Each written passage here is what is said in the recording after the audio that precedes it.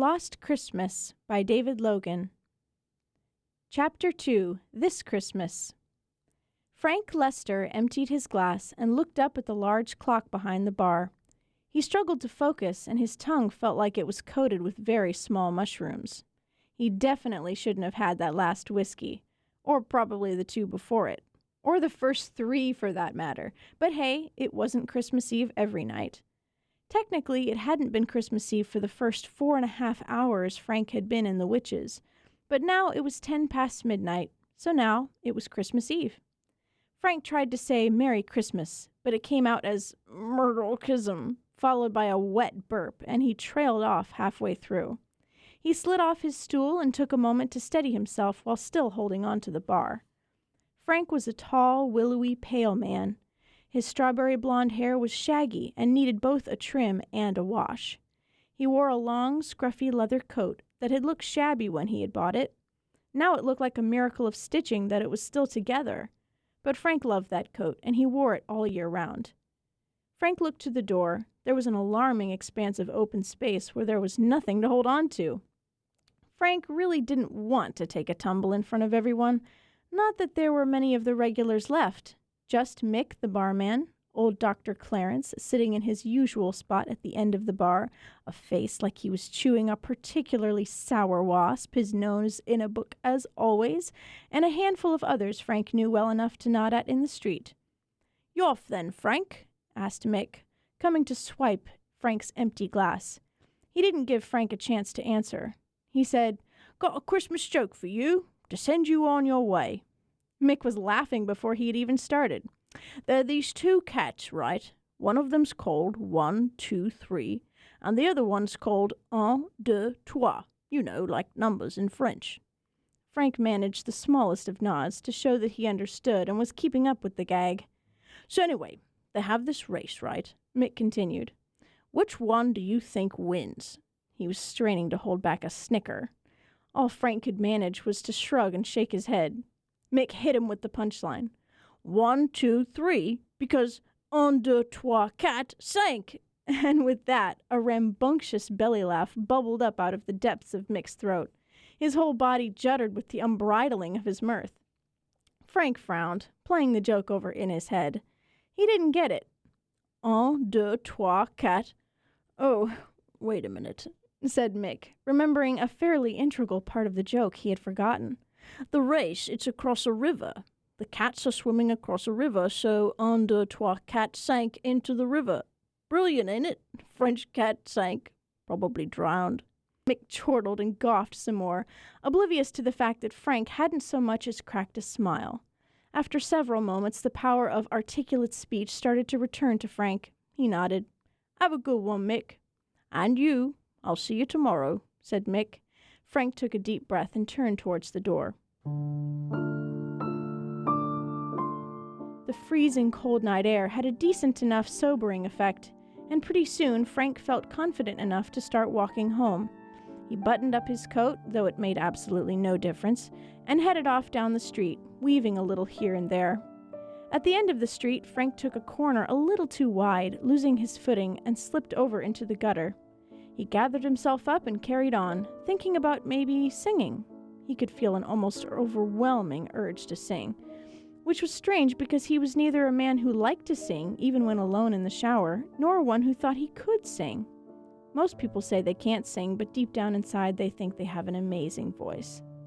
Frank opened his mouth and was about to launch into a rendition of the Oasis song Wonderwall at the top of his voice when he realized he didn't know any of the words. Frank stopped at a lamppost. He had to pee badly, and this was as good a place as any. He started, and a sense of relief coursed through him.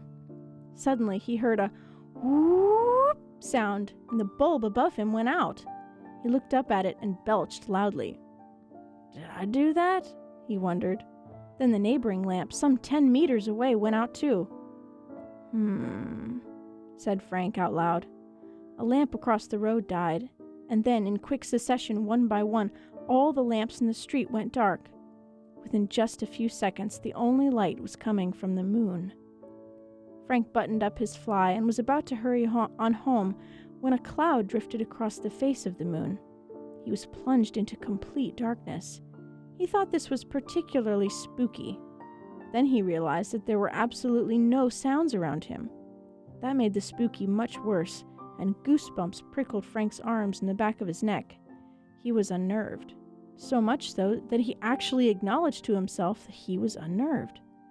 "I'm unnerved," he thought. It was too dark, unnaturally dark for the city, where there was always light coming from somewhere, but Frank couldn't see any. No cars around, not even any lit windows in the surrounding houses. It was as if Frank was completely alone, the only person in the whole of Manchester. Then he spotted a small, blinking red light on the dashboard of the parked car next to him. It was a security light, blinking to inform would-be thieves that the car was alarmed. That little red light made Frank feel a bit better and a little less alone. Someone, somewhere, owned this car and cared enough about it to fit it with an alarm system, or at the very least, a little blinking red light. He relaxed. Then he looked up at the lamppost again and was now sober enough to think it odd that all the lights had gone out like they had. As he was contemplating this oddity, all the bulbs in the street came back on, all at once and much brighter than before, 10, 20 times brighter. Frank was blinded. He cried out and covered his eyes, but it was just a little too late. As he squeezed his eyes tightly shut, he could see shapes and specks drifting past his pupils, varying shades of dark and light coruscating behind his eyelids. The lamps dimmed, turning to their usual benign luminance, but it took the best part of a minute before Frank was able to open his eyes again. Even then, he couldn't see very much. Gradually, the streaks and blobs of blurred detritus swimming in his field of vision began to dissolve, and his retinas ceased to sting. Frank blinked 23 times in quick succession, and his eyes started to feel normal again. He tilted his head to one side, frowned, and squinted. There was a mound in the middle of the road that he was pretty sure hadn't been there a few moments before, prior to all the street lamps going supernova. The more he concentrated on it, the more he realized it was a human-shaped mound. Cautiously, he moved towards it.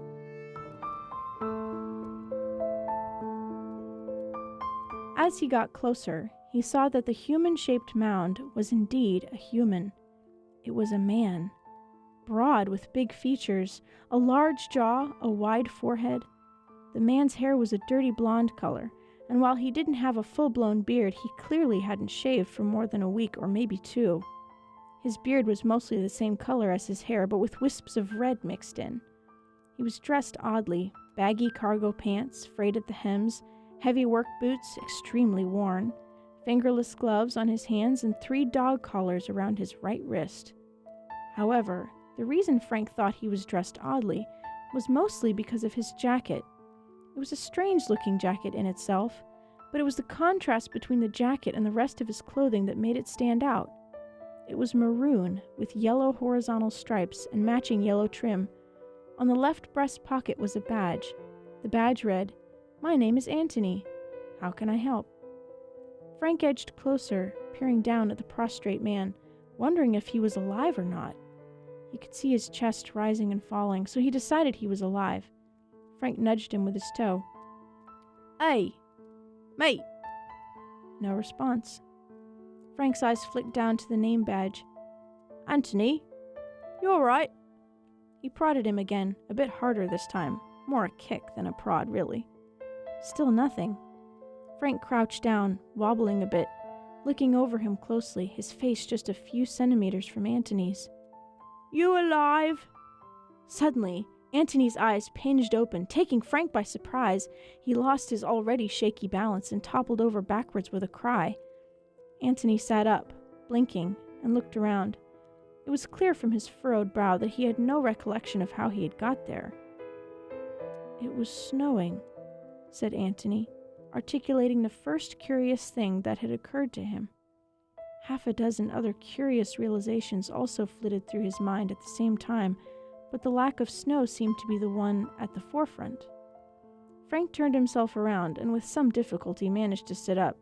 Any talent he once possessed for balance had deserted him. "Snow? Not in Manchester, mate," he said.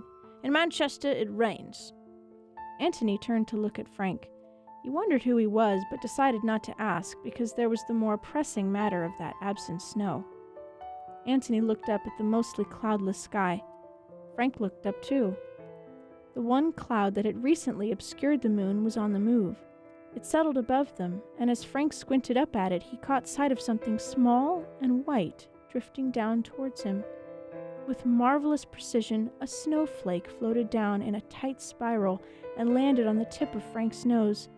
He crossed his eyes to try to look at it. He plucked it off and it dissolved between his fingers. He couldn't be sure what it had been. However, before he could generate enough brain activity to formulate a question about what had landed on him, another snowflake entered his field of vision. Then another, and another, and then 1,000,000 more. It was snowing. In Manchester, where usually it only rained. What the... Frank couldn't believe it. It was really snowing, fast now, collecting on the surfaces around him and on him. Somewhere in the deep recesses of his mind, memories of Christmases past whirled and alighted.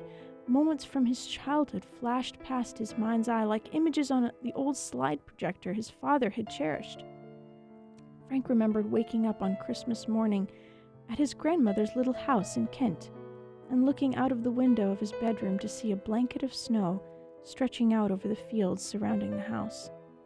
He remembered the smell of her kitchen as a turkey roasted in the oven and his grandmother arranged mince pies on a plate, sneaking sips of port and thinking no one knew. She would be drunk by lunch. The fire crackled in the living room hearth, and his big sister sprawled on the sofa watching The Wizard of Oz. He remembered being scared of the flying monkeys, and he remembered the sing-song tinkle of the little silver bells that hung on the Christmas tree. And then, suddenly he was back in Manchester, a short time after midnight on Christmas Eve. Frank shivered, but not from the cold. "How did you—" Frank turned to look at Antony, but he wasn't beside him anymore. He turned his head in time to see Antony striding away, vanishing into a swirling, whirling wall of snow. Slowly, Antony faded from view, and Frank wasn't sure if he had ever really been there.